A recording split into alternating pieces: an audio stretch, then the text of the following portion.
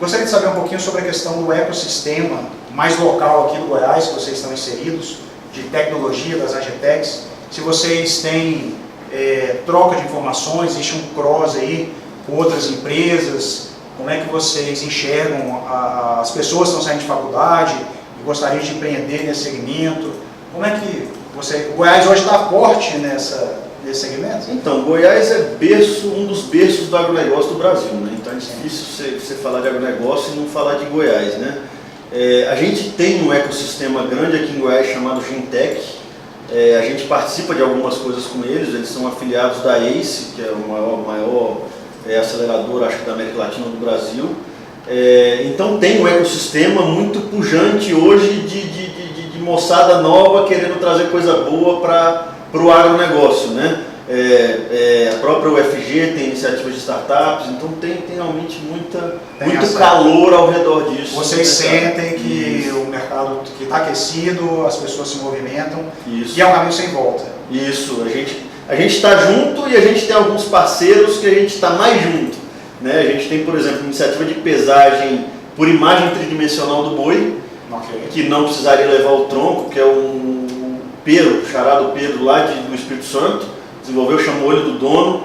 A gente tem parcerias com empresas de balança, com empresas de brinco eletrônico, que na nossa percepção, você vê um curral funcionando com e sem essas tecnologias é completamente diferente, né? Tanto para as pessoas quanto para os animais, né? Então a gente eu acho que tem uma evolução aí muito grande vindo para a pecuária. Essa cooperação Isso está acontecendo. O iRancho já nasce com homologação de brinco eletrônico e balanço eletrônicos.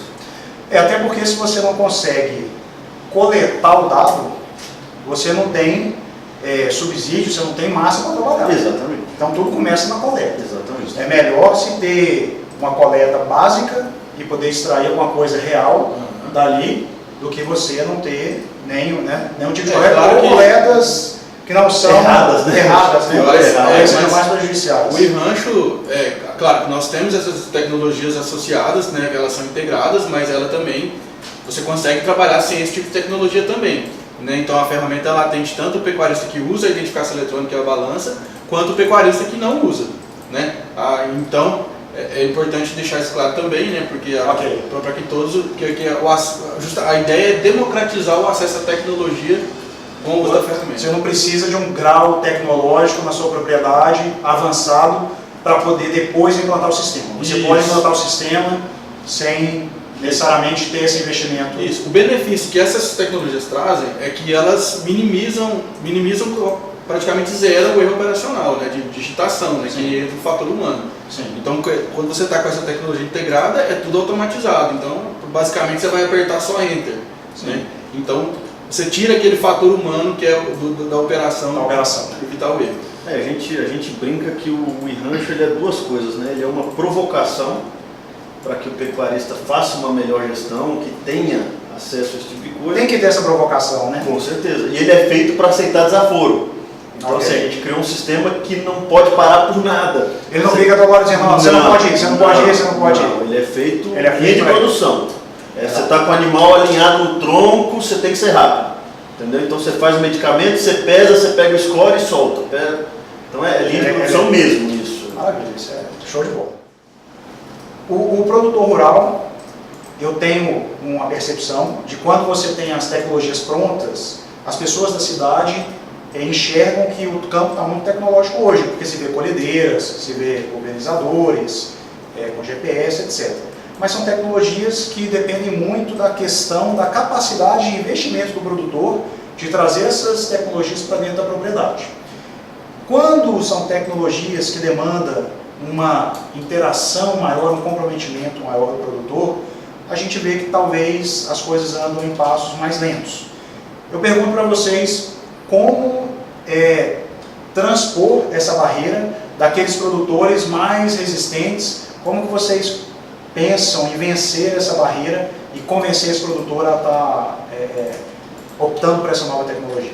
Túlio, eu acho que tem duas coisas essenciais aí, né? Que primeiro é você criar uma experiência boa, né? Então a gente fez um grande investimento em usabilidade, experiência de usuário, facilidade de uso do produto, E a segunda é você trazer resultado.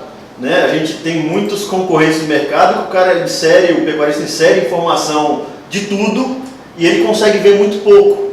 Né? Então, como a gente está gastando mais tempo do que na verdade ele está tendo resultado. Isso, você está gerando uma carga adicional de trabalho para ele, porque não é um produto fácil de usar, e ele não está conseguindo extrair a informação que ele precisa para tomar a decisão dele. Ok. Tá? Então são esses dois pontos principais. Um exemplo que a gente gosta de usar sempre quando a gente toca nesse assunto é a questão do nosso exame andrológico, né? Então, quando você vai fazer um exame andrológico, você tem, enfim, nem sei quantos indicadores, né? Índice de turbilhonamento, contagem. Mas no fundo, o que o pecuarista quer saber?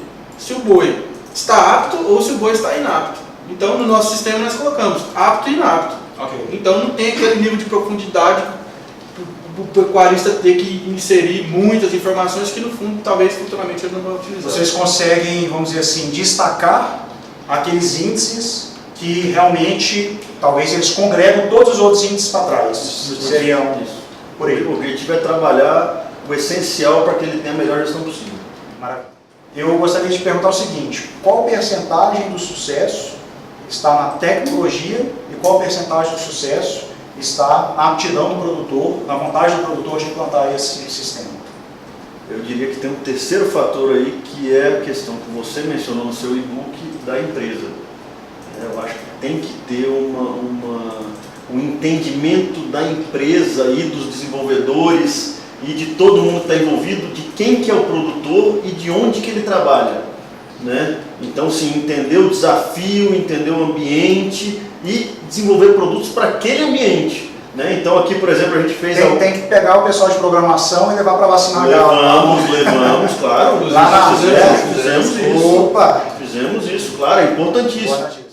A gente está vendo uma mudança cultural que está esquentando mais nesses últimos anos, né? Então você tem uma predisposição do produtor em buscar tecnologia, né? E se ele já tem essa predisposição, ele está disposto a colocar um pouco de esforço nisso, tá? Então eu acho que assim, produto fácil, produto desenvolvido para o público-alvo, né? Empresa que atenda excelentemente bem, entendeu? Que o produtor consiga te acessar e consiga ter a dúvida dele respondida, e um cara que tem uma predisposição, tem uma vontade de melhorar o resultado da empresa dele, do negócio rural dele. Essa é a forma. Isso. Estamos apostando nisso. Essa é a forma. Isso. Falamos sobre alguns desafios, falamos aí sobre as soluções, sobre a empresa. Gostaria de saber quais são os próximos passos da Rancho. O que vocês almejam aí nos próximos 5 anos? A gente tem, por cultura, se manter na frente pela inovação. Tá? Então, para os produtos, falando de produto, a gente já tem uma visão de 4 a 5 anos de cada um dos produtos, onde que a gente quer chegar. Tá? A versão 2 do iRancho, por exemplo, ela vai vir com a parte financeira muito forte e com a parte de relatórios de inteligência gerencial. Né? A versão do BIF ele vai vir com uma simplificação, que tem alguns pontos que a gente consegue simplificar aí, melhoria de experiência. Né? E aí, falando de empresa, a gente vai lançar a TV iRancho também. Vamos conversar com muita gente, inclusive você já está convidado para participar com a gente da TV iRancho. Obrigado, tamo lá. Ó, tá registrado, hein? E a gente vai internacionalizar também. Nós fizemos pesquisas com muitos produtores fora do Brasil e a Rancho entende que é uma demanda não só da pecuária brasileira, que a gente consegue ajudar pecuaristas mundo afora. Inclusive já tem Paraguai entrando já também. Já entramos no cliente, já temos um cliente do Paraguai. O Paraguai é um grande produtor, né? Com certeza, e melhorando o Paraguai, eu acho que do ponto de vista de segurança jurídica e vontade de produção, muitas vezes ele nos dá lições. Tá? Então a gente tem muita gana, muita vontade dos produtores paraguaios em ter uma solução de gestão do nível do iRancho. Tá? Então, pessoal, estamos traduzindo, vamos levar para vocês iRancho e Beefstats em espanhol. Com certeza, a América Latina será dominada. Isso aí, temos essa ambição e estamos trabalhando para isso. Maravilha. Deixa eu perguntar uma coisa, fugindo agora um pouco de tecnologia, de sistema, de gestão, um pouco a parte educacional. a gente vem para poder escutar dos empreendedores um pouco da história deles e deixar alguma mensagem. Gostaria de saber um livro que vocês, de cabeceira talvez, ou um livro que deu aquela mudança de chave. Na verdade, aqui na Blue Farm, nós queremos fazer um censo com os grandes empreendedores do agronegócio, para que eles nos digam quais são os livros que fizeram diferença na vida, na carreira deles. Eu sei que eleger um é muito difícil, entendendo? Eu sei que eleger um é muito difícil, mas se lembrarem de um ou dois para deixar para o pessoal aí, seria bem interessante. Ou talvez o que está lendo agora, talvez o último é o melhor, né?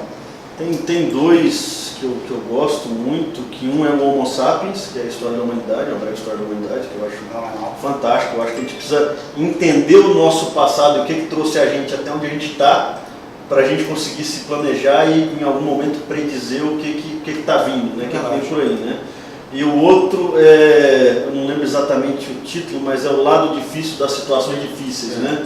Que para todo empreendedor ele é o Mark Horowitz, que eu acho que é o autor, e é um cara que ele tem uma capacidade de adaptação fantástica e que todo empreendedor no Brasil devia ler esse livro para entender que o game over não é tão game over, né? O game over continua. Isso, você tem, vamos colocar, vidas infinitas, né? Então, se você conseguir se adaptar bem, isso, o pecuarista, o produtor no Brasil, ele provavelmente é o humano brasileiro mais adaptável que a gente tem, né? A gente vê produções em lugares onde se dizia impossível produzir, né? Hoje a gente vê recordes de produção nesses lugares, né? Então acho que a gente tem que valorizar, entender e estimular essa capacidade de adaptação nossa. Então fica a dica aí, aqui do Thiago, questão dos livros, o Pedro vai falar também. Talvez se você não extraiu nada dessa entrevista, pelo menos o livro, tá? Você provavelmente vai lá, vale a pena. Inclusive esse livro que o Thiago citou aí foi um livro que ele deu de presente para todos nós. Não, mas você vai copiar o dele? Não, porque foi interessante porque ele mostra a resiliência do empreendedor. Sim. Né? Porque o autor lá chegou a quebrar 4 ou 5 empresas até alcançar o sucesso. Sim. Depois, obviamente, ele fez uma venda bilionária do negócio dele e ficou tranquilo, né? Então, é um livro bastante interessante. Um livro que eu particularmente gosto muito é Os Axiomas de Zurique. E tem são 11, né? E tem um que eu gostei mais, que é não crie raízes. Né? Então, para o empreendedor, acho que é importante, não crie raízes num lugar só. Né? Então, você tem que diversificar, você tem que tentar novos desafios e sempre estar disposto a sair da zona de conforto. Né? Porque o desconforto é que vai fazer você ficar confortável. É o tubarão, né? Tem que estar sempre movimentado. Justamente, tem que ser o shark. Então tá aí, pessoal. Da onde que, né, eles chegaram até aqui, estão nesse caminho ainda, nessa construção, mas essas leituras, todo esse conhecimento que formaram hoje essa empresa que com certeza terá muito sucesso. Para finalizar, eu gostaria de propor aqui um desafio do bem. Eu espero que vocês gostem. O que acontece é o seguinte, a gente, nas propriedades mesmo, no agronegócio, vocês geram emprego, os agricultores, pecuaristas geram emprego, e muitas vezes a gente entende que o nosso lado social está preenchido, que é verdade. O empresário, ele já desempenha um papel na sociedade muito importante pela própria geração de emprego.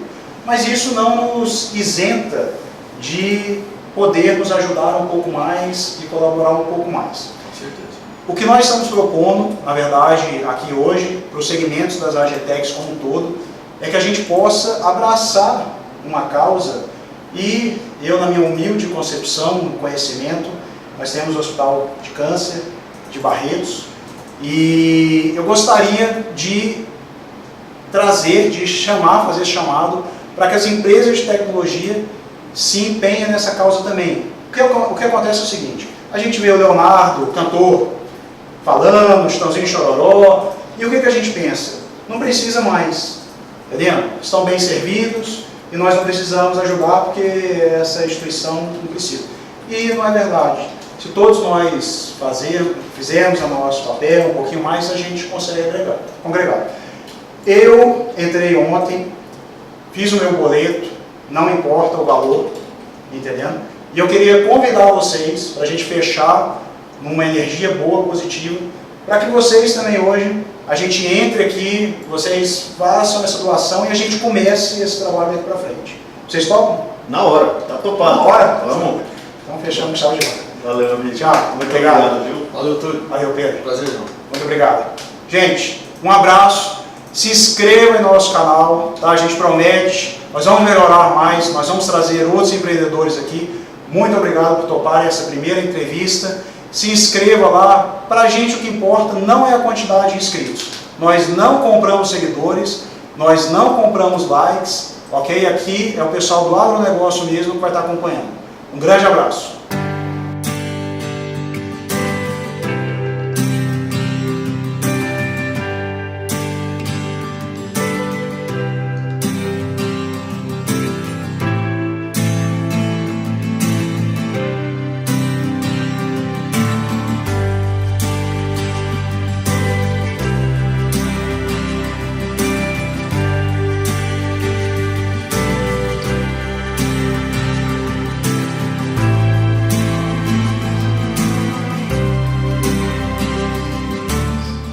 Tá aí, pessoal, compromisso cumprido, vamos fazer o pagamento do boleto hoje e vamos tornar isso uma cultura. Muito obrigado, Túlio, maravilha. É uma missão do bem. É isso aí. Parabéns a vocês também.